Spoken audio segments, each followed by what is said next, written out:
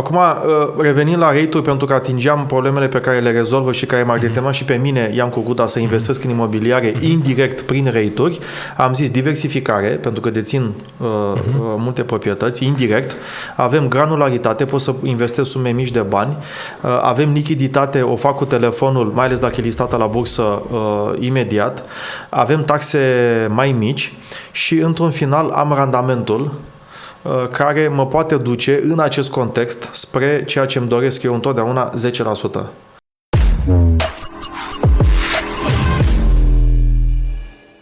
Salutare, salutare! Iată-ne la un nou podcast săptămânal cu un invitat special pe numele său Iancu Guda. Bine ai venit, Iancu! Salut, Daniel, mulțumesc pentru invitație!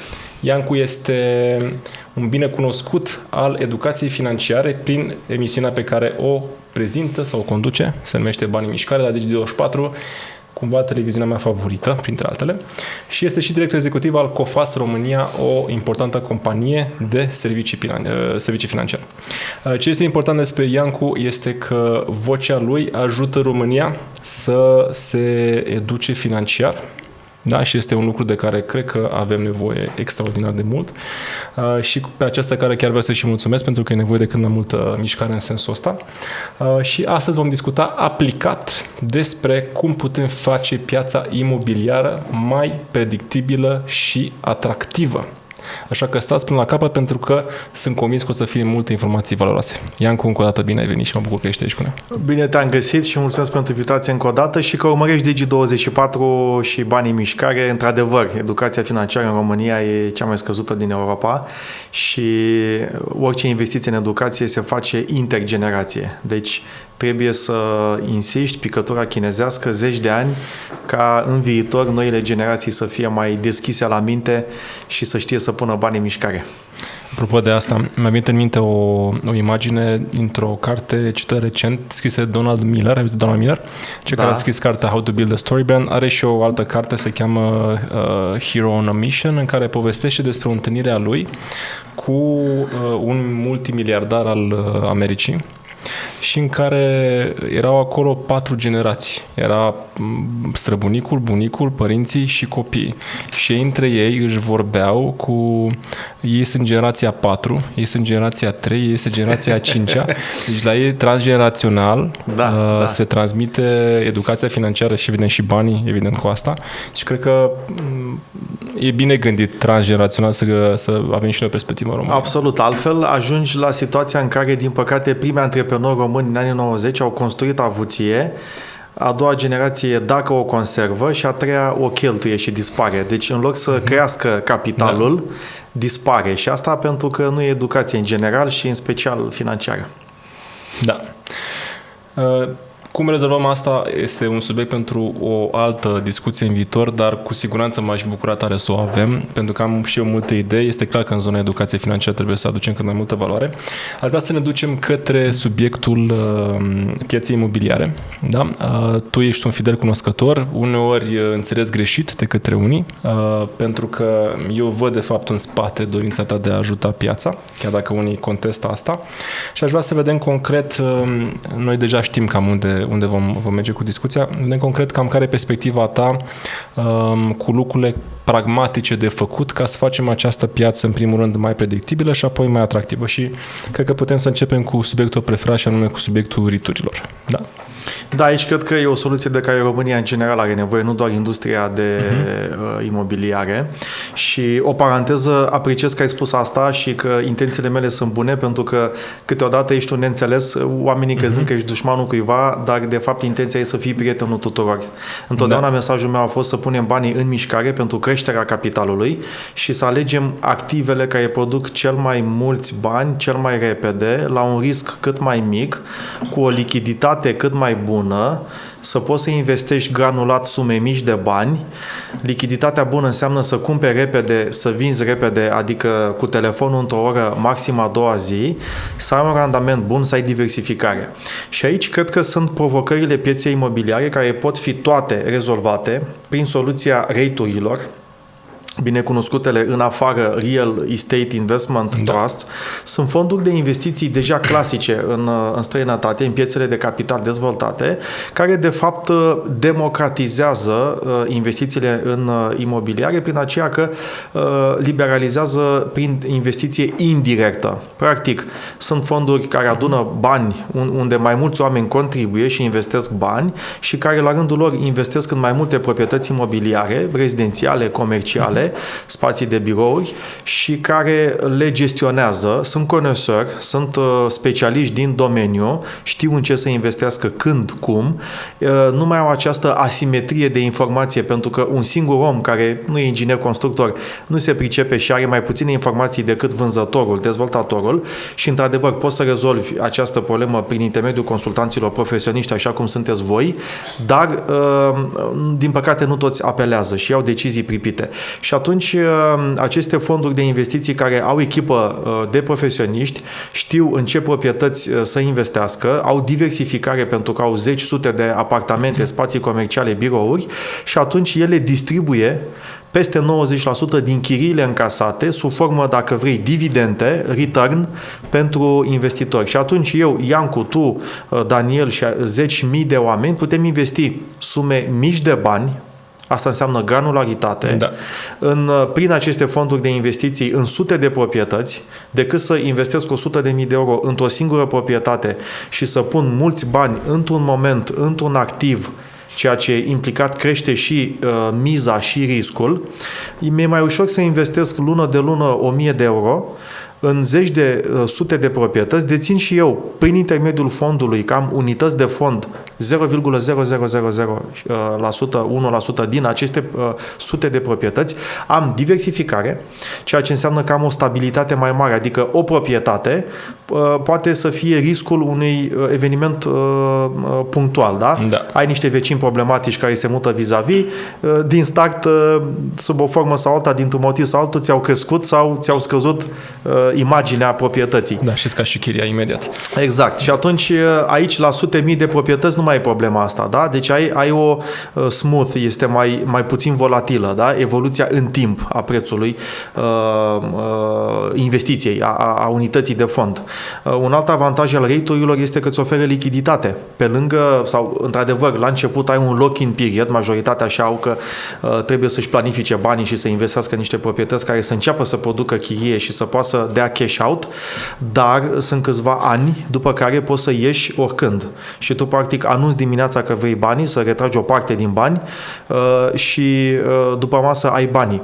Și apoi când ai nevoie de bani, poate n-ai nevoie de toți banii. Așa, dacă ai investit într-un apartament 100.000 de euro și ai o problemă, Doamne ferește, în viață și n-ai lichidități, trebuie să vinzi tot apartamentul și îl vinzi în disperare, te negociază, vinzi ieftin ca să scapi repede să iei banii și atunci pierzi că trebuie să-l vinzi la discount. Pe când aici poate ai nevoie din 100.000 de euro investiți în rate-uri doar de 5.720 de euro pe care îi scoți după masă, rapid, fără să faci exit din toate investițiile. La fel și la investiție. Când intri, poți să pui sume mici de bani. Plus că dacă ai listat la bursă, poți să și îți vinzi într-un ETF, practic, acțiunile pe diverse burse al lumii. Mă rog, asta e pentru investitori mai sofisticați, spunem, care se uită și la astfel de instrumente. Dacă ar fi, de exemplu, listate la BVB, ai putea să le cumperi. Eu cred că 100% rate-urile vor veni în România, este inevitabil și cred că majoritatea vor fi listate la bursă pentru că pentru cei mai puțin sofisticați, listarea la bursă face rate-ul mai simplu. Rate-urile închise, nelistate, sunt pentru high wealth, cei cu venituri foarte mari, care nu pun câte 1.000 de euro pe lună. Pun zeci, sute de mii de euro, dacă nu milioane, și care vor să dețină multe proprietăți, dar fără să aibă efortul de a le gestiona direct. Da. Și atunci angajează un fond de investiții exclusiv pentru o rețea închisă de oameni cu bani foarte mulți și atunci aceia sunt mai, să zicem, mai sofisticați. Dar eu cred că rate-urile acestea vor fi listate la bursă. Avem ceva deja, dar nu este rate, pentru că nu avem legislație. Da? Mimează. Sunt câteva proprietăți, dacă nu mă înșel, vreo 15 și cred că avem nevoie de un volum relevant care să-ți aducă acea diversificare. Și atunci, inclusiv eu, care nu sunt un mare fan al investițiilor în imobiliare directe, aș investi în imobiliare, chiar semnificativ, undeva la 10, cel puțin 20% din portofoliul meu, prin rate-uri. Pentru că nu vreau să dețin un apartament de 3 camere și să am grija găsirii chiriașului când cumpăr, pun o sumă mai mare de bani, că dacă iau într-o zonă bună, spațios, probabil voi depăși 200-250.000 de euro, mulți bani într-un moment, într-un activ. Trebuie să fiu conosor, să știu proprietatea, să o iau în stadiu de proiect. Iar eu, Iancu, într-adevăr, fiind executivul cele mai mari agenții de analiză financiară din România, a treia din lume, noi avem toate financiarele pentru toate companiile din România pe ultimii 15 ani. Știu să mă uit la orice dezvoltator și investitor ce a făcut în România în ultimii 10 ani la un click distanță. Și dacă nu e din România, în 24 de ore am un raport despre orice investitor din lumea asta. Dar nu toată lumea are acest acces la informații și asta înseamnă asimetrie de informație. Și nu aș prefera să pun o sumă mare de bani într-un moment într-un activ, dar ceea ce implică deținerea directă a unei proprietăți imobiliare. Dar prin rate-uri e o investiție foarte bună, pentru că aș deține și eu o mică parte din sute de garsoniere, sute de apartamente de 2 camere, de 3 camere, de 4 camere, care fiecare se adresează unui segment social diferit, din mai multe orașe, da? București, Timișoara, Cluj, poate mai puțin în momentul ăsta Iași, Constanța, Brașov, Sinaia, și aș avea și o componentă de investiție rezidențială și componentă de investiție de turism. Aș avea și puțin din niște hoteluri și din niște spații comerciale și din niște mall-uri și niște clădiri de birouri, pentru că eu, Iancu Guda, nu am sute de milioane de euro sau poate chiar miliarde să dețin clădiri de birouri, hoteluri, mall-uri și sute sau mii de apartamente. Dar, prin rate-uri, pot să pun și eu câte 1000 de euro pe lună și într-un an și în 10 ani să-mi construiesc un portofoliu de 100-200 de mii de euro cu sute și cu mii de proprietăți. Iar asta mie o să-mi dea o încredere mai mare, pentru că, repet, îmi rezolvă exact ceea ce caut eu la o investiție. Eu când investesc, ce vreau? Care e obiectivul meu? În primul rând vreau să-mi dublez banii în 7 ani, maximum 10 ani. Și atunci vreau să fac chestia asta de o manieră cu un risc cât mai scăzut. Ce înseamnă? Volatilitatea prețului activului să nu fie foarte mare. Pentru mine, la nivelul meu de aversiune la risc, este plus minus 10%. Apoi vreau să am granularitate. Mie îmi place să pun sume mici de bani, lună de lună, chiar săptămână de săptămână, ca să nimeresc și momentele potrivite, an de an toată viața. Eu investesc cum respir, cum dorm, cum beau apă. Oamenii economisesc și investesc destul de speculativ. Dar cred că economiile și investițiile trebuie făcute toată viața, lună de lună, mereu. Și atunci vreau să pot să investesc într-un activ săptămânal, sume mai mici de bani. Apoi vreau să am lichiditate. Când investesc și când dezinvestesc, când fac exit, vreau să o fac cu telefonul într-o oră. Și să am transparență, adică să văd prețul și să am încredere în el. Pentru că astăzi, de exemplu, la imobiliare ai niște repere, dar parcă nu ești 100% încrezător că reflectă. Da? Ai un apartament de 2 camere, te duci imediat să vezi ce s-a tranzacționat recent în zonă cu 2 camere și ăla e prețul pieței. Dar nu ai o transparență atât de bună pentru că poate nu s-a tranzacționat ceva foarte asemănător cu proprietatea ta, poate mai investit în ea, poate. Și atunci nu e, cum zice, nu e apple to apple, mere cu mere, comparație. Da, nu e ca pe bursă să poți să vezi ultimele cumpărări-vânzări la un click distanță. Acum câteva minute și să văd prețul care se actualizează în fiecare secundă și văd transparent 100%. Deci asta vreau să văd transparență. Apoi mai vreau să văd taxe mici. Și prin rate-uri, față de investițiile directe în imobiliare, îți reduci taxele. Pentru că, practic, având mai multe proprietăți puse într-o găleată și fiind un instrument financiar, o investiție financiară într-un instrument financiar taxat 1% pe câștig. Și atunci aceste rate-uri cumpără niște zeci, sute de apartamente, au și putere de negociere mare, că nu te duci tu să cumperi un apartament, se duce un fond de investiții condus de conosori care vin din industrie cu experiență de 10 de ani, care vin cu zeci de milioane de euro și cumpără sute de apartamente, deci au putere de negociere mult mai mare. Dar să zicem că pe niște proprietăți pierd, ceea ce e puțin probabil. Eu, profan, poate greșesc când investesc, dar unul ca ăsta se pricepe și, în general, cred că va cumpăra mai ieftin decât va vinde. Și atunci își compensează la nivel de portofoliu exiturile pe minus cu exiturile pe plus. Și va plăti doar 1% pe overall profit.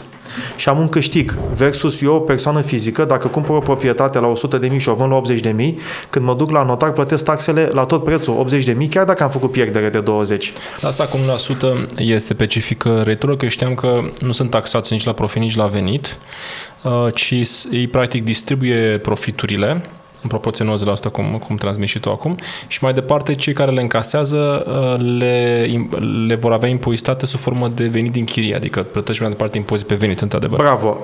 Spui foarte bine. Dacă ești listat la bursă, investești ca într-o acțiune. Și atunci când investești într-o acțiune, dacă păstrezi măcar un an acțiunea aceea, investiția în rate, ai 1% pe câștig. Tu te referi la cele listate la bursă. Da. Tu spui foarte bine pentru rate-uri închise, care nu sunt listate. Da. Orice instrument financiar listat la bursă, fie că este obligațiune privată sau guvernamentală,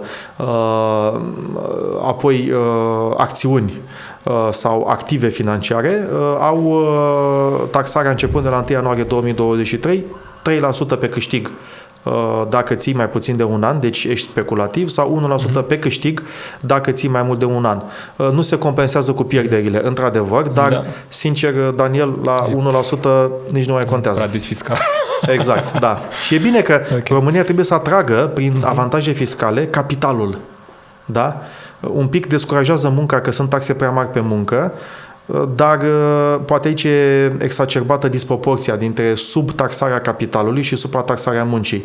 Dar e bine că noi încurajăm capitalul, că avem nevoie. Avem cele mai puține companii la 1000 de locuitori din Europa. Și aici eu cred că e tot o concepție un pic eronată, pentru că am studiat și eu cât de mari sunt taxele pe muncă și chiar dacă într-adevăr nu suntem la capătul tabelului cum suntem de multe ori, suntem pe la mijloc sus. Suntem peste medie, da. Suntem peste medie. Totuși nu suntem cei mai scumpi la taxare pe muncă, adică țările nordice, Belgia și așa mai departe, taxează mult mai sus. Da. Dar cred că de fapt discrepanța asta între cât plătești pentru capital, capital growth, capital gain și mai departe dividende versus cât plătești pentru muncă, că de fapt aici este povestea. Oamenii se obișnuiți cu taxarea mică în zona asta de bani și după aia zic, îți plătesc 42%. Bravo. Deci ai punctat foarte bine. La dividende 8%, la micro-întreprindere, dacă ai măcar un angajat, 1% și atunci oamenii sunt tentați să, treacă pe cartea de muncă salariul mai mic și diferența să o dea în plic, nefiscalizat. Deloc întâmplător, România este și țara cu cel mai mult cash în circulație, raportat la PIB din Europa. Avem 99 de miliarde în masa monetară 1 la decembrie 2022, da? La un PIB de 1380 înseamnă cam 7 și ceva la sută. Media europeană e 3. Și asta reflectă și economia subterană ridicată. Da, cred că de aici și, de fapt, rata mare de cash în tranzacțiile imobiliare în România, că suntem la 55% acum, după ultimele cifre, chiar acum scoatem raportul nou trimestrial și suntem mult peste media Europei. Da. Mult peste. Adică creditul este 75-80% în general în Europa, la noi este sub 50%. Exact. Acum, revenind la rate-uri, pentru că atingeam problemele pe care le rezolvă și care m-ar determina și pe mine, i-am cu Guda să investesc în imobiliare indirect prin rate-uri, am zis diversificare, pentru că dețin multe proprietăți, indirect, avem granularitate, pot să investesc sume mici de bani, avem lichiditate, o fac cu telefonul, mai ales dacă e listată la bursă imediat, avem taxe mai mici și, într-un final, am randamentul care mă poate duce în acest context spre ceea ce îmi doresc eu întotdeauna, 10% pe an, minus o inflație medie calculată pe un deceniu trasabil cam de 3%, acum e excepție și nu putem generaliza, să ajungă acel net real, randament cam de 7% după inflație, după taxe, deci net real în buzunar, pentru că 7% pe an net real în buzunar îmi dublează mie banii cam în 10 ani. Da, pentru că se calculează cu dobândă compusă. Și exact, 1,07 la puterea 10 egal 2 și îmi dublez capitalul și de o manieră la un risc mai redus, cu un efort minim spre zero. Pentru că comparativ cu situația de a deține o proprietate sau mai multe, gestiune, chiriași, cautele, când faci vânzare, vin vizionări, etc., chiar dacă angajezi un consultant care se poate ocupa de proiect, de proces, totuși te implică mai mult decât un click cu telefonul și să faci exit în câteva ore.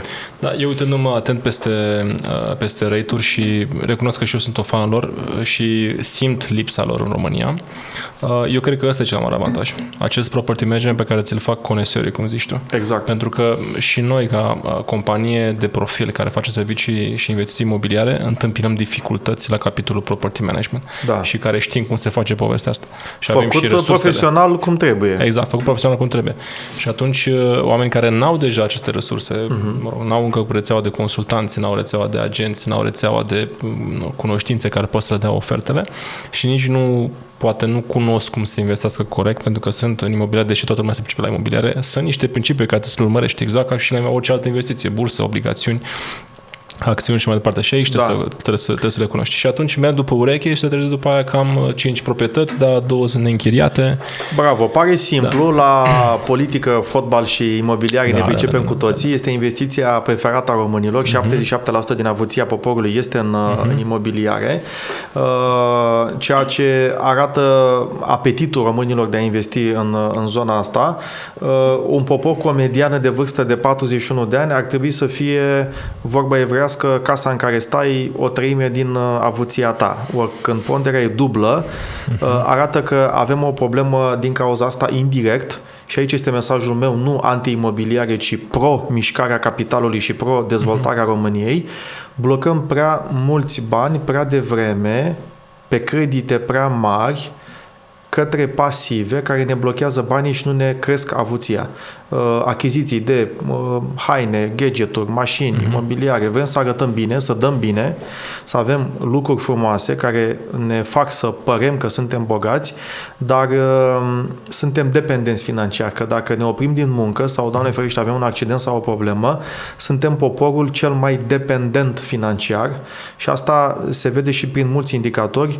Cel mai important este rata veniturilor pasive, adică când banii intră în casă, cât la sută din bani sunt munciți, din salariu și așa mai departe, și cât la sută din bani sunt generați de banii noștri. Ori poporul român are 5% din incoming, din venituri, generați din venituri pasive. Ei investesc în medie 6% și 5% din 100 de lei, 5 lei vin din randament, 92 de lei vin din muncă activă și prestări sociale, dacă sunt PFA-uri sau așa mai departe, și restul vin din alte surse, probabil o chestie 5% intră, bănuiesc, dividende din acțiuni și dețineri de companii? companii? Din 100 de lei care intră într-o gospodărie, venituri pe lună, 5 lei vin din investiții, de orice natură. Orice natură. Fie că business-uri, sunt acțiuni, chirii, obligațiuni, dividende, cupoane la obligațiuni, etc.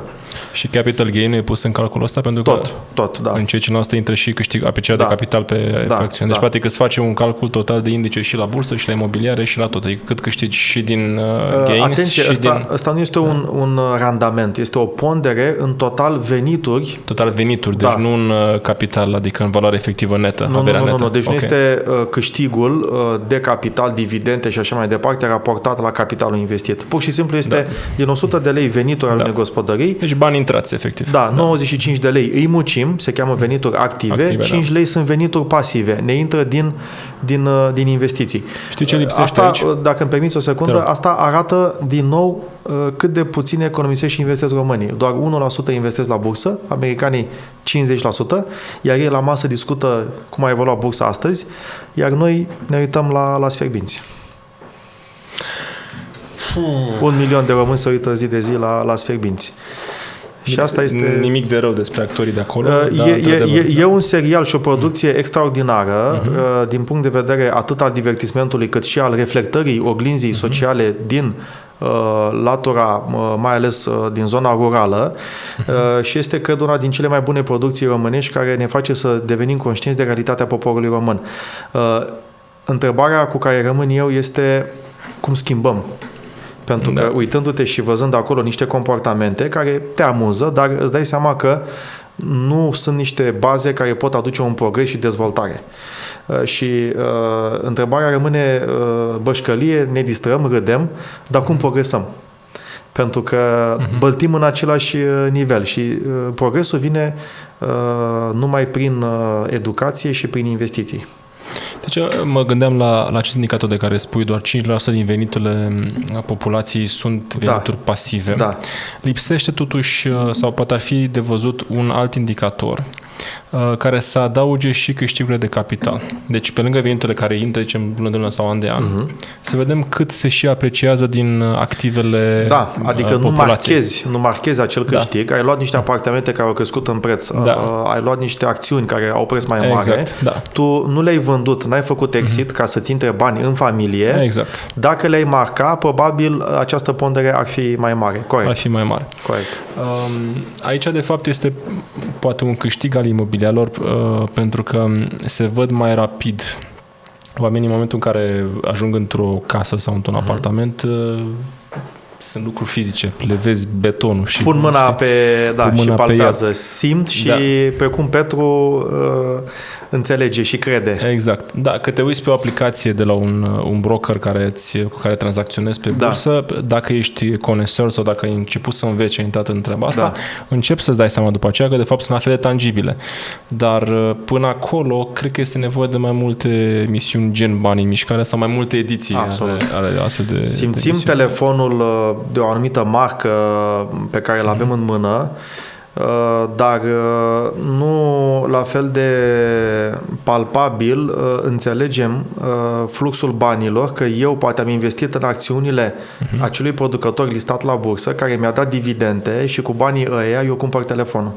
Și asta este o mișcare circulară închisă a banilor, care poate fi insuflată și copiilor și adolescenții să-și cumpere telefoane cu banii lor din borcanul de economii investite la bursă, care să le genereze randament și cu care să-și cumpere mici, cadouri. Și așa, prin experiență fizică și practică, mai ales copiii, dar și adulții care n-au educație financiară, învață mai ușor, 100%. De asta eu le spun românilor, pentru că doar 1% investesc la bursă, acum să nu scoată toți banii sau să-și vândă imobiliarele, să se ducă cu toți banii într-un moment, într-o companie sau în câteva companii, la bursă. Atunci chiar jucăm banii la bursă. Da. Și un web corect. Dar... Și aici trebuie tot o abordare diversificată sau de rebalansare constantă. Adică ar fi total greșit să zicem că toată viața ai cumpărat imobiliare și ajungi să ai un portofel 10 apartamente. Și vinzi totul și te duci și pui totul la bursă. Da, că a zis Iancu, nu mai mă mut. Nu. Deci diversificare, mai multe momente, deci cumperi lună de lună, an de an. Pe termen lung, contează foarte mult orizontul, pentru că lași mai mult timp banii să crească. Nefăcând exit, nu te taxează, nu plătești impozit, adică banul rămâne în buzunarul tău și produce mai mulți bani și atunci creează valoare pentru mine, nu pentru stat. Și am pur și simplu statistic șansa, investind lună de lună, an de an, pe un deceniu, să prind și momente când piața e jos, cumpăr ieftin, ceea ce îmi va crește câștigul viitor. Și de asta le zic românilor, investiți 100 de lei pe lună la bursă în indicele bursier. Dacă făceai chestia asta din 1998 până în prezent, puneai în 25 de ani 30.000 de lei, astăzi indicele BET Total Return, adică cu tot cu dividende, ți-ar fi dat de 250 ceva de mii de lei, deci înseamnă aproape de 8 ori și ceva mai mult. Deci un randament de 700% în ultimii 25 de ani.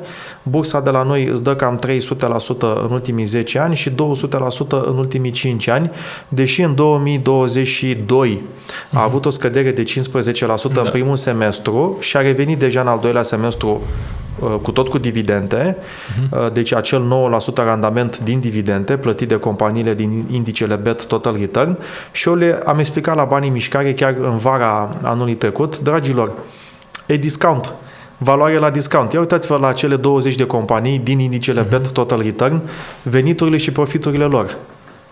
Veniturile s-au dublat, profiturile au crescut cu 150%. Deci, iar prețul la bursă e cu 15% mai mic. Deci, avem valoare mai bună a unor active care pot fi cumpărate mai ieftin. Iar asta e cea mai bună perioadă să investești.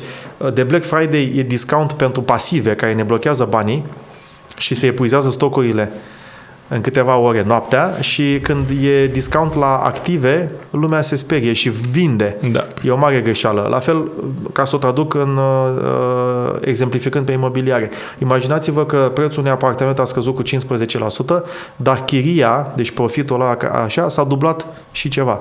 Deci el era 100.000 de euro, se închiria cu 600, acum se cumpără la 80.000 de euro, iar chiria a crescut la 150%, 1.500. Da, de la 600, 250%, 1.500. Păi și eu ce prefer? Să cumpăr un apartament la 100.000 care se închiriază cu 600 de euro sau să-l cumpăr la 80.000 când se închiriază cu 1.500? Evident că a doua variantă e mai bună, că îmi dă randament mai bun. Și atunci la bursă, de ce nu vine lumea? Că nu înțelege. Și nu sunt la fel de tangibile. Asta e. Din nou, tot aici ne întoarcem în final. Educația, da. Este foarte simplu să intri într-un apartament și să-l vezi că arată bine și aici să mai țin minte să mai țin cont și de un context.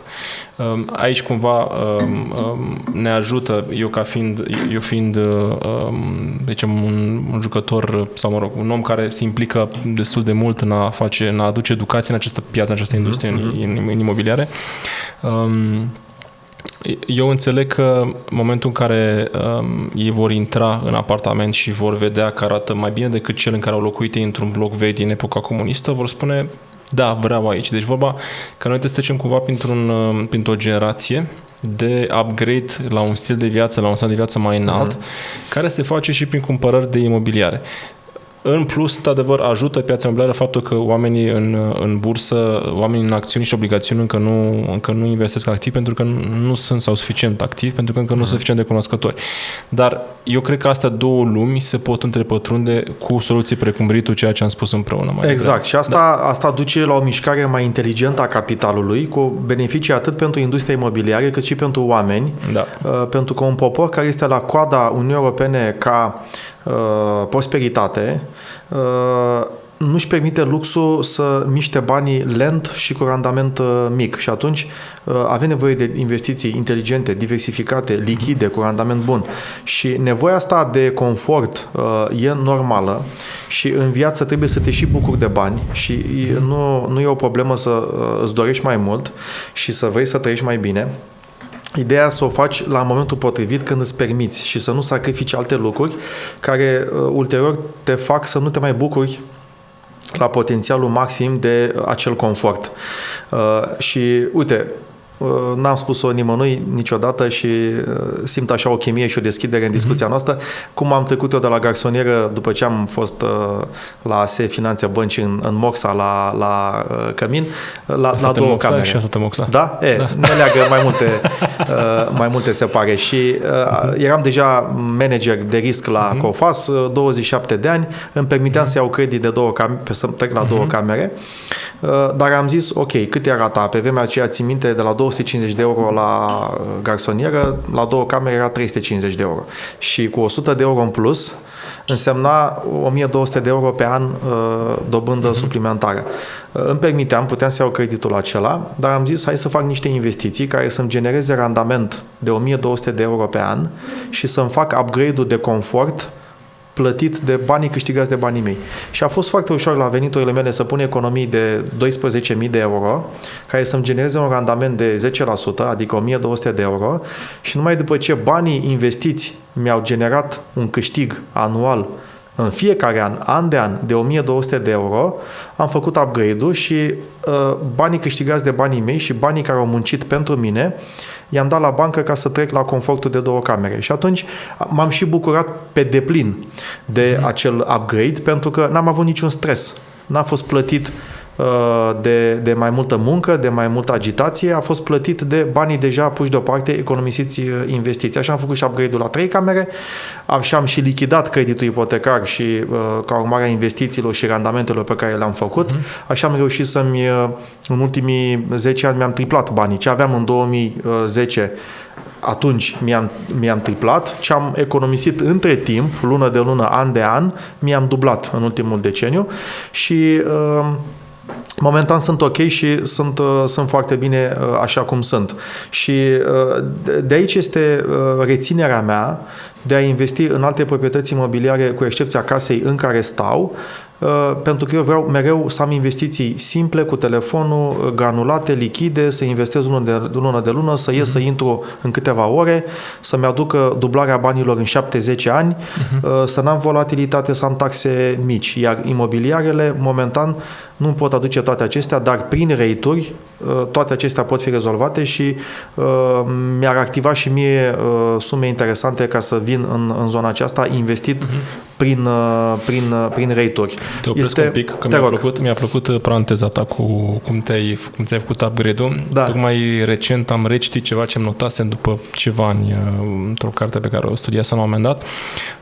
Spunea respectivul, este un investor american destul de cunoscut, nu o să dau numele acum, că el nu are datorii, virgulă, în afară de cele plătite de alții. Corect. Știi? Corect. Și zic, păi, ești nebun, ce deștept, de unde a venit cu asta? Da. Eu, nefiind neapărat un fan al debt-ului, al datoriei în general, mi-a plăcut, probabil și de la părinți, am știut asta, ca mulți români de altfel, de asta avem creditul așa de jos în România, să merg mai mult pe, investițiile mele fără durere de cap. Da. Da? În afară de locuințele în care am locuit, n-am avut alte credite de-a lungul timp. Da. Și a stat fraza asta acolo câțiva ani. Până recent, când am revăzut-o, și i-am înțeles de fapt sensul mai bine, pentru că de fapt se referea la poți să ai oricâte datorii, cât timp ele sunt plătibile în mod natural, ideal în mod pasiv. Exact, și de o manieră predictibilă, fără, adică să nu iei credite certe, pe care orice credit e de fapt cert și ai un scadențar și trebuie să-l plătești înapoi, și să investești în active speculative care poate îți vor aduce un randament, dar dacă nu-l aduc, ce faci? Și atunci e important să păstrezi mai multe între credite și investiții, riscul, orizontul, să nu iei credite pe termen scurt ca să investești pe termen lung, și probabilitatea randamentului. Da. Ce interesant că s-a murat perfect la nici o săptămână distanță în care am semnat și primul credit pe companie pentru investiția companiei și am zis, deci universul cumva le așează, știi? Le-ai atras. Și mă întorc acum la cei 100 de euro care spuneai tu că ei sunt pus pentru upgrade, înseamnă 1200 de euro pe an, la un randament de 6% înseamnă aproape 20.000 de euro, așa calculați investiți cu 6% pe an fără să ții cont de capital gain. Asta înseamnă. Trebuie să mulțești cu 16. Eu merg pe 10% și atâta obțin și am pus deoparte 12.000 de euro care mi-au produs la 10% 1200 de euro pe an, adică 100 de euro pe lună. Să zicem că e ceva mai conservator. Deci dacă e să nu aibă cunoștințele... dacă te duci pe 6%... 6% e destul de normal să-l obții în aproape orice investiție. Înainte era 5, acum 100 de ani, acum este 6. Da. Și atunci, practic, tu pui 20.000 de euro la muncă, cu un 6%, deci trebuie să niște investiții foarte puțin riscante. Pentru România, poate că în Elveția... Și obligațiunile acum îți dau, și depozitele bancare îți dau 8%. Bine, e un context atipic cu inflația mare, dar 6% poți obții lejer și cu obligațiuni guvernamentale pe 10 ani, oricând. Da. Și după ce ai pus și 20.000 și au început ce ai strâns, ei pus, au început să-ți producă, zice, ok, gata, acum e momentul să fac upgrade și atunci practic îți va fi plătită datoria nouă de către investițiile pe care le-ai curent. Se pare foarte sănătos. Da, pentru că oamenii, pe măsură ce câștigă mai mult, cheltuie imediat mai mult. Da. Și asta, din păcate, le limitează economiile, investițiile automat, și ponderea de capital devenit pasiv care intră în casă rămâne mică. Și noi rămânem dependenți financiari. Și trebuie să muncim în continuu, pe cum șoricelul care dă la rotiță, ca să trăim. Pe când, atunci când veniturile ne cresc, rămânem acolo cu cheltuielile. Pentru că mă întreb, dragilor, dacă nu vă creștea venitul, ce făceați? Rămâneai acolo cu cheltuielile. Ei bine, noroc, șansă, oportunitate, inteligență, ai știut să faci de o manieră în care să-ți crească veniturile. Imaginează-ți ca și cum nu ți-au crescut. Surplusul de venit de la un an la altul, consideră-l 100% economii. Dacă am venituri de 1000 și cheltuieli de 900 și venitul s-a dus la 1100, surplusul ăla de 100 nu te atinge de el. Nu-l cheltui. Măcar o perioadă. Știu că ne dorim în viață să ajungem mai repede la un standard de viață mai bun, la un confort, să ne permitem lucruri mai frumoase, mai bune, mașini mai noi, case mai spațioase. Dar dacă noi, imediat cum ne-a crescut venitul, am luat datorii mai mari, rămânem într-o dependență financiară, pentru că tot noi vom plăti acele datorii. Și dacă ne îmbolnăvim sau avem probleme, viața e impredictibilă, apar multe, mai ales pe 30 de ani. Și atunci, fă o pauză, rămâi puțin acolo, că și eu îmi doream la 27 de ani, director de risc la o multinațională, câștigam foarte bine să stau în 2 camere, dar neavând familie, copii la vremea aceea și călătorim foarte mult și făceam la 27 de ani certificatul financiar în Statele Unite, învățam noaptea 5 ore, apoi am făcut MBA-ul, eram președintele, la vremea aceea vicepreședintele economiștilor din România, o asociație care mă implica foarte mult, voluntar, dar multe proiecte. Oricum veneam acasă să dorm 5 ore și apoi a doua zi mă duceam la bazin și treabă. Deci dacă munceam 14-16 ore pe zi, la ce îmi trebuia 2 camere? Și atunci am zis ok, dar când veneam acasă să beau un pahar de coniac, de vin, una e să stai în 30 de metri pătrați, alta e să stai în 55-60 și cu o zonă mai bună, o vedere mai frumoasă. Normal. Dar am zis ok, e o dorință, nu atât o nevoie. Așa că veniturile mai mari le duc la investiții și când investițiile mele vor produce randament suficient să-mi plătească un confort mai sus, atunci fac și saltul în viață de confort. Asta mi se pare un plan excelent. Mai rămâne doar veriga aceasta în care să înveți că e un timp pe care să-l investești, să înveți cum să investești în felul ăsta. Da, și... E timp pe care investești ca să înveți cum să investești. Foarte interesant asta. Da. E nevoie de timp pentru toate, dar dacă îl folosim în avantajul nostru, timpul e prietenul nostru și...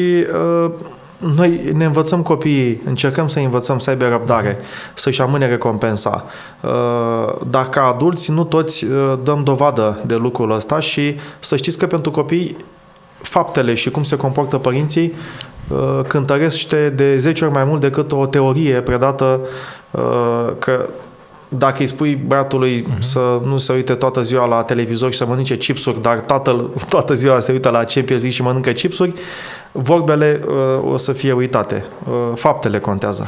Cred că în final trebuie să plece tot de la adulți. Poate ar fi interesant ca la, nu știu, în plina vârstă de 14 ani, un exemplu, absolut așa a venit, cred că coincide faptul că avem buletin la 14 ani. Exact. În viitor buletin electronic, by the way. Da. Interesant asta. Să îi se dea cadou în loc de, eu știu, un telefon mai bun, să îi se cumpere un pachet de acțiuni la BVB sau la alte burse ale lumii. Bravo. Da? Eu am citit asta la Buffett. Buffett la 11 sau 12 ani deja deținea acțiuni. Da, și a spus că și-a pierdut primii 11 ani din viață. Da, exact. Nu se poate. Și el până atunci deja era un colecționar de lucruri. Colecta capace de la... Da. Pe știi că spune și în biografie. Da. Colecta capace de la sticle de băutură. Exact. Pepsi, cola bea el. Da. Știu că vorbim despre imobiliare, dar un minut o paranteză pe educație financiară, că vorbim de imobiliare tot în contextul educației financiare. Trepte educație financiară la copii. Dacă până la 5 ani și cam de la 3 ani încep să mai legi coerent niște idei cu cei mici, faci deosebirea dintre nevoi și dorințe și că banii sunt limitați, părinții nu sunt un bancomat și din care ies banii în continuu. De la 5 la 10 ani banii se câștigă prin muncă și e mentalitatea de salariat, adică mici sarcini în familie pentru care primești sume fixe de bani. De la 10 la 14 ani învață mentalitatea de investitor, de antreprenor și nu mai au sarcini cu venituri fixe, gen duc gunoiul 10 lei, ci muncești alături de părinți, de bunici și primești o parte din profitul obținut pe un proiect, da? Pe un proiect din gospodărie și de la 14 ani ai mentalitate, ți se dezvoltă mentalitatea de investitor. Deci nu ești un antreprenor care muncește, ci investești și ai buletin cu părinți tutore, îți deschide un cont la broker, un cont bancar și alocația, jumătate din alocație intră acolo și cumpărăm acțiuni la bursă și vedem cum ne vin dividende și banii produc bani fără să muncim noi. Și treci prin toate etapele. De la rudimentar, basics, nevoi, dorințe, de acolo pleacă totul, să știi să faci deosebirea și că banii sunt limitați, deci trebuie să fim atenți cum îi cheltuim. Apoi că banii se obțin prin muncă, banii se obțin prin risc, banii se obțin prin bani. Și deja la 18 ani a trecut prin toate etapele astea, fiecare etapă construită cu exemple concrete în 4-5 ani. Și eu n-am avut-o pe ultima, că în anii 90, eu născut în 85, cred că suntem pe acolo, de cam aceeași generație. Deci mai tânăr cu 2 ani, mulți înainte. Și n-am avut partea de investitor la bursă în anii 90, părinții și tatăl și bunicul erau mai mult antreprenori, nu investitori. Dar până la 10 ani aveam sarcini în atelierul tatălui meu și primeam sume fixe de bani. De la 10 la 14 ani am investit banii cumpărând instrumente, bormașini electrice în atelierul tatălui și îmi dădea 10% din profit. Și vindeam mobila tatălui colegilor la școală, chemându-i acasă la mine, la noi, să vadă mobilierul făcut de tata, mobila de birou, și îmi luam 10% comision din vânzare. Și îmi luam și 10% din profit și am început, povestesc eu în cartea Banii în mișcare, mici afaceri cu joculeți de fotbal, care se vindea atât de bine, dar am făcut o variantă mai inteligentă, nu cu bețișoare, cu magneți, schimbai jucătorii, deci nu băteai pionezele alea fixe, de câștigam și veneau colegi din clasă să muncească în atelierul lui tata pentru mine, să facă jocuri, că eu nu mai aveam timp să le fac singur. Mărturisesc acum față de fisc că a fost o muncă la negru, că nu-i plăteam cu taxe. Le dădeam 1% din jocul ăla vândut. Să ștergem partea asta. Da, ștergeți partea asta din podcast, ok. Dar cred că s-a prescris, e ok. E ok. Așa, și vreau să zic că au fost ani, cam pe la 14-15 ani, trăgeam linie, câștigam mai mult decât mama, care era laborant chimist, inginer la Avicola. Deci, ideea banilor în mișcare mi-a fost insuflată de mic și cred că e important pentru noile generații, adulții, să nu mai consideră că învață la școală. Nu învață la școală. Este un model dintr-o carte sau pur și simplu ai trăit tu și acum l-ai Asta am trăit eu. Este și exemplificat undeva, că mi se pare un model foarte sănătos și mișto așa pe trepte. Este împărtășit în cartea Banii în mișcare, în cartea ta, capitolul 10, chiar sunt vreo 50 de pagini despre copilăria mea, toate experiențele mele din zona educației financiare, și părinții mei și bunicii și chiar străbunicul au făcut-o nu pentru că au făcut ceva studii sau au citit cărți de educație financiară. A românii, macedonii au avut mereu spiritul ăsta antreprenorial și pe lângă job mai aveau o afacere. Tata un atelier, bunicul o firmă de taximetrie, străbunicul la 90 de ani se ducea la CAP și era cioban, deci nu putea să stea acasă. Și idei precum să-ți vină banii din 3 surse. 3 robinete, eu asta auzeam. Deci, de mic copil, banii să nu-ți vină dintr-o sursă. Că s-a închis robinetul, ce ai făcut? Și ții minte că mi-a arătat bunicul, închidea robinetul. Vrei apă? S-a închis robinetul. Dacă nu mai ai 2 robineți, ce faci? Deci, eu am pensie, el cumpărase mașinile de taximetrie pe care le gestiona băiatul lui, adică bunicul meu, și mă duc la CAP, la 90 de ani. Și avea 3 surse de venit. Asta pe vremea comuniștilor. Nu de-abia trecuse. În anii 90 trecuse, okay. Da. Că făcuse deja în 91 bunicul o afacere de taximetrie. Prima din Megidia, de unde am născut și am copilărit. Apoi o altă idee. Asumă-ți responsabilitatea. Nu da vina pe nimeni. Când arăți cu degetul spre cineva, 3 degete sunt arătate spre tine. Rezolvă 3 probleme la tine, după care ai dreptul să dai vina pe cineva. Deci multe idei care mi-au rămas insuflate de principii de viață, nu doar financiare, care cred eu că sunt sănătoase, și zgârcenia arhicunoscută a românilor n-are legătură cu știu eu, prin definiție, zgârcenia, la fel cum o să fac o altă paralelă și revin la zgârcenia, workaholic și passionate. Adică workaholicii muncesc fără să știe de ce. Cei care muncesc mult, dar sunt pasionați și au un vis, construiesc ceva care necesită sacrificii și efort. Zgârciții nu li se dă banul din buzunar, că nu li se dă. Nu știu de ce. Cei atenți cu banii, gospodari, au niște obiective financiare peste 10 ani, peste 15 ani și vor să și le atingă. Și o mare deosebire între zgârcit și gospodar. Și dacă e să dau un exemplu concret, 2 reguli sfinte. Economisește un sfert din veniturile pe care le ai, una. A doua, investește acele economii la randament de 8% real pe an, e foarte ușor să o faci, și atunci în 15 ani o să ajungi independent financiar. Ce înseamnă? O să-ți construiești un portofoliu de investiții care la 8% o să-ți acopere restul de 75% cheltuieli. Și atunci vei fi autentic, pentru că cheltuielile de trai sunt acoperite din randamentul investițiilor, vei fi tu, vei face tot ceea ce faci din pasiune și poate chiar vei fi fericit, pentru că ești tu ceea ce ești autentic. Și banii pot aduce fericirea, dar dacă știi cum să-i folosești. Și eu cred că autenticitatea este un ingredient cheie pentru fericire.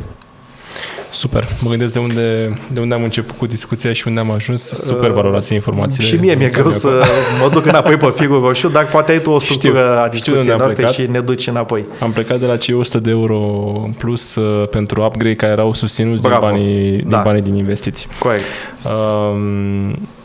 Ca să ducem la capăt ideea asta, pentru că totuși eu fiind din nou exponent în această industrie în imobiliare, caut să am tot timpul un temperament echilibrat. O să mă vezi sau poate mai văzut deja vorbind despre imobiliare cu pasiune, dar știu întotdeauna că este bine să-ți diversifici. Spun tot timpul că ia această informație cu sare sau cu piper și mai departe diversific un portofoliu tău astfel încât să fii sănătos pe termen lung. Nu doar acum poate să speculezi o creștere pe termen scurt, pentru că din păcate România vrea câștiguri repede. Toți vor, dacă se poate mâine să câștigi, știi? Da.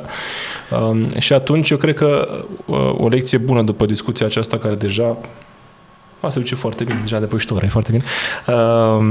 O lecție foarte bună este în momentul în care faci astfel de upgrade-uri pe care toți românii și le doresc. Real. Încep să aibă copii, să încheiat generația aceasta. E ok și e normal. Și e normal să fie așa. Da. Vrei să ai o viață mai bună, vrei poate să stai într-un cartier mai bun, vrei să ai un parc mai frumos lângă tine, vrei să ai o școală mai bună lângă tine, vrei să ai un acces la birou nu de o oră cu mașina, ci să ai 5 minute pe jos sau un metro sau un transport comun sănătos, știi? Și în momentul în care spui gata, sunt pregătit să fac pasul ăsta, mai fă un pas să te uiți, ok, cum stau ca bani? Da. Cât va trebui să plătesc după ce fac un nou credit? Va trebui să dau 100 de euro în plus pe lună. Da. Ok. Hai să vedem. Îmi permis să-i dau, dar aș putea să fac cumva să mi plătească alții? Exact. Apropo de fraza... Exact. Să fac o datorie pe care să mă plătească alții, pentru că așa am și timp să mă bucur echilibrat de toate, nu doar de acel apartament. Da, super sănătoasă ideea asta și cred că e o punte excelentă spre a face investiții imobiliare de calitate și sustenabile pe termen lung. Asta apreciez și eu la tine și deloc întâmplător am acceptat invitația că te urmăresc și ești echilibrat și onest în abordare, pentru că și ai argumente. Adică mesaje simple că imobiliarele cresc la nesfârșit, că sunt cea mai bună investiție din lume, cumpărați acum, sunt evident pentru oricine foarte ieftine, comerciale și nu sunt profesionale. Adică chiar cred că vrei să faci o treabă bună, nu doar să îți vezi interesul. Apreciez. Mersi tare. Ca să închidem bucla legată de REIT-uri, pentru că e subiectul nostru principal de astăzi, mai sunt două lucruri pe care trebuie să le ducem la capăt pentru ca acest concept, această viziune să devină realitate. Și anume este unul legislația. Da. Poate tu ești mai cunoscător decât mine cum stă la capitolul ăsta. Și apoi tot cumva de legislație ține cont și asta. Cum protejăm ambele părți ale contractelor proprietar-chiriaș, locatar-locator. Da? Adică cumva drepturile chiriașului și drepturile proprietarilor. Pentru că este ceva ce în România, deși am studiat de curând, nu stăm așa de rău față de media Europei. Da? Sunt țări care protejează mai puțin drepturile acestor două părți decât România. Totuși nu stăm cum stau, de exemplu, țările scandinave sau cum stă Germania, care sunt familii întregi care trăiesc în chirie toată viața, fără să aibă nicio problemă. Începem cu prima, cu legislația pentru REIT-uri, care trebuie să mai treacă niște hopuri. Da, nu cunosc detaliile din spatele cortinei, știu că se lucrează atât asociația de profil cât și piața de capital, fondurile de investiții sunt foarte interesate pentru diversificare. Astăzi un fond de investiții, fondurile mutuale ale băncilor, nu prea au cum să investească decât în companiile din construcții listate la bursă și sunt câțiva dezvoltatori și ar putea să o facă indirect, dar ar dori să investească și în proprietăți imobiliare, ceea ce astăzi n-au cum. Și inclusiv fondurile din pilonul 2 de pensii ar putea să investească. Astăzi este zero investiția în imobiliare și în Europa este 8-9% în imobiliare proprietăți, deci nu în companii din construcții sau dezvoltatori imobiliari și n-ai cum dacă ești fond mutual sau fond de pensii, să investești în imobiliare proprietăți decât printr-un REIT listat la bursă. Deci toți actorii își doresc piața de capital, fondurile de pensii, fondurile mutuale, dezvoltatorii imobiliari, piața imobiliară și sunt convins că și poporul român, chiar unii care astăzi stau în casa proprietate personală și ar dori să mai investească în imobiliare, dar să mai cumpere încă un apartament nu-și permit. Și atunci ar putea să mai pună 100 de euro, 200 de euro pe lună prin rate-uri și atunci s-ar activa și un segment al unui potențial investitor de retail prin soluția asta. Legat de a doua, într-adevăr, eu cred că în primul rând, e și o problemă de comportament fiscal, de etică, de a declara toate aceste contracte și înțeleg ANAF-ul că este mult mai serios în abordare și atunci recent a fost un articol și declarații că vor corela comportamentul de stilul de viață cu taxele plătite și vor vedea dacă cineva are 4 proprietăți și locuiește în una și nu declară pentru celelalte 3 contracte de închiriere, o să fie controale. Deci cred că e important să ne declarăm contractele de închiriere, să plătim taxele cuvenite. Asta e primul lucru. Iar apoi drepturile chiriașilor care astăzi nu cunosc legislația în detaliu. Știu că în Germania, de exemplu, este o țară de referință cu bune practici. Acolo deloc întâmplător sunt oameni care trăiesc în chirie toată viața că ei se simt proprietari. Adică dacă ți-ai făcut datoria și ți-ai plătit chiria, nu prea ai cum să te dea afară dacă ai semnat un contract de închiriere pe 10 ani. Și atunci chiar dacă proprietarul se răzgândește și vrea să vândă proprietatea, nu poate, că are chiriaș pe care, poate să vândă doar dacă noul proprietar păstrează chiriașii până la sfârșitul celor 10 ani din exemplul meu.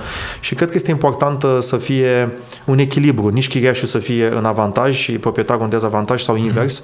Și cred că această legislație care poate fi îmbunătățită descurajează unii oameni care astăzi stau în chirie fără contract, care sunt dați afară de pe azi pe mâine și vor să nu mai aibă stresul și presiunea asta.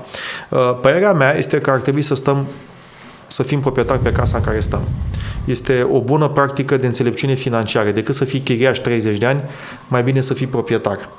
Doar că dacă ducem logica aici și doar atât, într-un context în care educația financiară foarte scăzută, multă lume se duce în altă zonă. Zice, decât să stau în chirie, mai bine îmi iau un credit bancar și cu plata chiriei plătesc creditul bancar. Ceea ce este o gândire limitată, ea e corectă pe 30 de ani. Decât să stau în chirie 30 de ani, mai bine sunt proprietar 30 de ani. Banii rămân la mine și capitalul dețin activul ăla.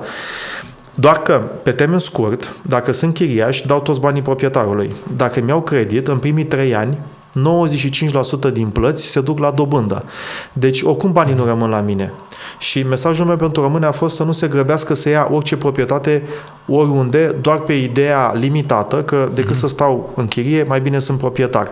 Și de aceea cred că ar trebui să fim proprietari în casele în care stăm, pentru că au fost câteva opinii în presă preluate de la declarații de ale mele care au fost prost greșit înțelese, că ar trebui să ne vindem casele, să investim la bursă, să stăm în chirie. Și se întrebau ironic cine sunt proprietari atunci dacă toți românii sunt chiriași în țara lor. Nu, n-am spus asta. Am spus că ar trebui să stăm în casele, să fim proprietari pe casa în care locuim, așa cum sunt și eu. Și eu fac ceea ce spun. Cred că e important pentru credibilitate și apoi închid paranteza repede, să spui pe ce te bazezi când faci niște afirmații, care sunt cifrele și de unde ți le-ai luat. Revin. Deci e important să stăm în casa, să fim proprietari în casa al locuinței unde stăm, dar să ne permitem. A-ți permite o casă înseamnă venitul familiei pe 5 ani.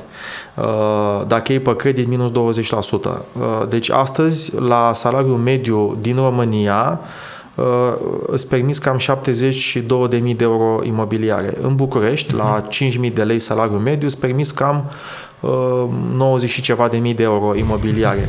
Pe medie, da? Pe medie. A doua regulă, să nu te supraîndatorezi. Deci să ai 25% grad de îndatorare. Unii se duc la maximum, la 40% și cum crește dobânda puțin, încep să aibă probleme. Chiar au dat avansuri anul trecut pe un IRCC mai mic, s-a actualizat între timp și a fost un salt important și acum nu se mai încadrează pe noul IRCC. E un semn că ei s-au dus cu gradul de îndatorare spre 40% și acum, ceea ce e foarte mult, pentru că la creșterea dobânzilor pe robor și deja se vede și pe IRCC, o rată e mai scumpă cu 50-60% și dacă tu te-ai dus, ai început cu 40, o creștere cu 60% înseamnă încă 24, deci 64% din venitul familiei se duce doar pe rată. Ce să mai economisești? Ce? Haine, mâncare, altceva. Și atunci gradul de îndatorare trebuie să fie un sfert. Casa în care stau, fie că stau în chirie, fie că sunt proprietar cu credit, ar trebui să reprezinte chiria sau rata la bancă 25% din venitul familiei, nu mai mult. Pe medie stăm bine, că chiria e cam 50% din venitul mediu și dacă ai într-o familie 2 venituri medii, înseamnă că e 25% chiria. Da. Și rata la bancă la fel. Dar asta e pe medie. Sunt unele familii cu venit mediu și venit minim soție și atunci nu se încadrează. Și al treilea aspect, dacă e să privim din perspectiva unui investitor, eu n-aș pune banii într-un activ care nu-mi dă banii înapoi în 10 ani. De asta, dacă aș investi în imobiliare, mi-aș dori banii înapoi în 15 ani. Chiria pe 15 ani. Și scad 20% pentru că poate am și un câștig de capital care îmi compensează faptul că în 15 ani proprietatea nu o să fie ocupată 100%, plătesc taxe 10% pe chirie și o să fie și o perioadă cu grad de cu mentenanță, reparații, cheltuieli. Da, dar știi ce văd aici? Doar ca să nu chiria la bun sfârșit, te rog. Dacă sunt proprietar, este criteriul la care aș putea să fac excepție. Pentru că în casa în care stau, nu contează atât de mult prețul pentru că nu o cumpăr ca să fac randament. Poate la un moment dat o să o închiriez sau poate o să o vând, că nu știi, că nu stai toată viața în ea. Dar e secundar. Nu că n-ar trebui să-mi pese deloc, e secundar. Dacă îmi permit casa aia și nu depășește venitul familiei pe 5 ani și dacă rata la bancă nu depășește 25%, dacă este o investiție dacă este o achiziție pentru că vreau să stau, să locuiesc în acea proprietate, pot să pun deoparte acest prag de 15 ani chirie. Dar dacă este a doua proprietate, a treia și o cumpăr în scop investițional, eu mi-aș dori să-mi recuperez banii în maximum 10 ani. Și ca să se întâmple în imobiliare chestia asta cu investiție directă, pentru că poate voi avea și un ceva câștig de capital, chiria ar trebui să, pe 15 ani minus 20%, ar trebui să mă ducă acolo. Și pentru mine este un reper la care mă uit ca să fac achiziții imobiliare pentru investiții. Și până acum n-am făcut, pentru că la bursă îmi dublez banii în 7-8 ani. Dacă te uiți la BVB, în indicele BET Total Return, multiplicatorul price per earnings, profitul pe acțiune raportat la prețul pe acțiune, este de 9. Deci, fără dividende, eu mi recuperez banii în 9 ani. La profitul actual, mai ales că o să mai și crească în viitor. Dar dacă îmi dă și dividende și îmi dă cam 8-9% randament pe an numai din dividende, îmi recuperez banii în 6 ani. Și atunci, de ce să mă duc în Cluj și să cumpăr o proprietate și să o închiriez? Și dacă nu crește prețul proprietății, că deja e cam sus și nu văd cum ar putea să crească semnificativ mai sus, să aștept 32 de ani să-mi recuperez banii din chirie. Că în Cluj acum îți recuperez banii în 32 de ani. La bursă mi-i recuperez în 7 ani. Un popor sărac care nu e prosper nu-și permite luxul să arunce banii în niște active care le dau un randament suboptimal. De asta noi trebuie să alegem cele mai bune investiții care ne dau banii cel mai repede, la riscul cel mai mic, la lichiditatea cea mai bună, la granularitatea cea mai bună, la taxele cele mai bune. Și din perspectiva asta spun eu mereu că dacă investesc în imobiliare, deci mă refer la a doua proprietate sau a treia, nu cea în care stau, mă aștept ca prețul să reflecte chiria pe 15 ani. Într-adevăr, dacă ești conosor sau dacă ai niște consultanți foarte buni, cum sunteți voi, poți identifica niște proprietăți cu potențial mai mare de creștere în viitor, datorită zonei, calității foarte bune a construcției. Sau strategie pe care o folosești. Poate cumperi în stadiul incipient al construcției și obții un discount. Poate diverse alte strategii, dar trebuie să fii conosor sau să lucrezi cu oameni foarte serioși și profesioniști, pentru că altfel lumea crede că se pricepe la imobiliare, la politică și la fotbal și nu e chiar așa. Chiar dacă pare ușoară, pun mâna pe ea, o înțeleg, dacă vrei să faci randament de 10% sau ușor plus pe an de an din imobiliare, trebuie să te pricepi. Da. Asta e adevărul. Și de asta eu momentan prefer, decât să cumpăr proprietăți a doua, a treia, a patra, investesc în companii la bursă, inclusiv din construcții, și sunt dezvoltatori imobiliari, unul dintre ei foarte mare, care îmi dă 30% randament la bursă. Iar pentru mine ar fi foarte greu să cumpăr o proprietate de top dezvoltată de cei mai mari dezvoltatori din România, în cele mai exclusiviste zone unde prețul se duce la 4.000 de euro metru pătrat, să-mi găsesc chiriași very high exclusiv, care să-mi dea un randament din chirie de 4-5%. Prefer să investesc la bursă în acel dezvoltator care îmi dă randament de 30% pe an cu dividende. Și cred că varianta asta a democratizării investițiilor în imobiliare va fi activată și e necesară pentru un popor care e pasionat de imobiliare prin rate-uri. Și eu cred că e nevoie de genul ăsta de legislație pentru că ar profesionaliza o industrie. Pentru că n-ar mai discuta niște dezvoltatori imobiliari cu Ionel Maria și Popescu, ar discuta cu niște fonduri de investiții care au o echipă de management super conosori, cu experiență de 10 de ani, care au milioane de euro, care vor să cumpere sute de proprietăți și atunci o să discute pe picior de egalitate. Nu mai au o simetrie de informație. Eu știu ca investitor că acel fond de investiții rate listat la bursă chiar se pricepe și am încredere în el că o să aleagă cele mai bune proprietăți în cele mai bune momente, că nici să cumperi în stadiu de groapă de la un dezvoltator care se va dovedi ulterior că nu e serios, poate că au fost, din fericire, excepții, dar mai sunt și din ăștia, iar eu, Ionel Popescu, nu mă pricep să-l verific pe ăla atât de bine cât să-mi dau seama de acest risc. Iancu, am acces la date pentru orice companie din lumea asta, în 24 de ore tot istoricul lor pe 10 ani. Dar asta înseamnă asimetrie de informație. Și pentru un popor care nu știe de unde să-și ia datele și nu are educație financiară, e nevoie de instrumente și de vehicule care să-i ajute să facă profesional managementul și investițiile. Și asta, pentru mine, nu poate fi decât o investiție de tip în imobiliare, decât rate-urile. Nu mai pun întrebarea pe care vreau să o pun, pentru că mi-ai răspuns după aia cu ce ai spus după. Cred că a fost foarte valoroasă această oră și jumătate. Wow, o oră și jumătate? De atât vorbim? Ne apropiem. Credeam că suntem de 40-45 de minute. Ne apropiem. A trecut foarte repede. Asta e un lucru bun că ne-a plăcut, sau a fost o discuție utilă, plăcută și sper că și cei care urmăresc să o găsească la fel. Da, a fost cu siguranță foarte plăcută. Eu extrag câteva lucruri de esență tare în discuția noastră. Unul, când cumperi pentru tine, fii atent în primul la ce-ți trebuie ție, da? Și ține cont și de factori investiționali, dar nu ca fiind priority, pentru că e important să ai un standard de viață mai înalt înainte de a face mai mulți bani, important pe care o ai.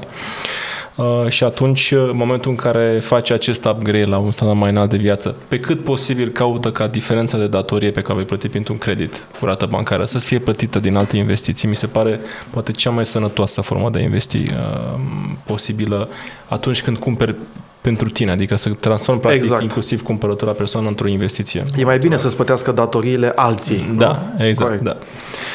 Și o altă idee de esență tare este să căutăm o formă de diversificare și granularitate în investiții imobiliare, ceea ce este destul de greu.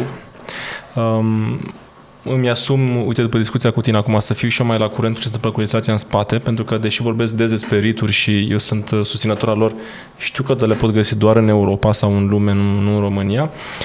Și atunci, în momentul în care vor ieși mai mult, poate chiar mai refacem astfel de materiale împreună, să mai vorbim despre ele, pentru că mi se pare poate cea mai bună formă să dăm acces tuturor.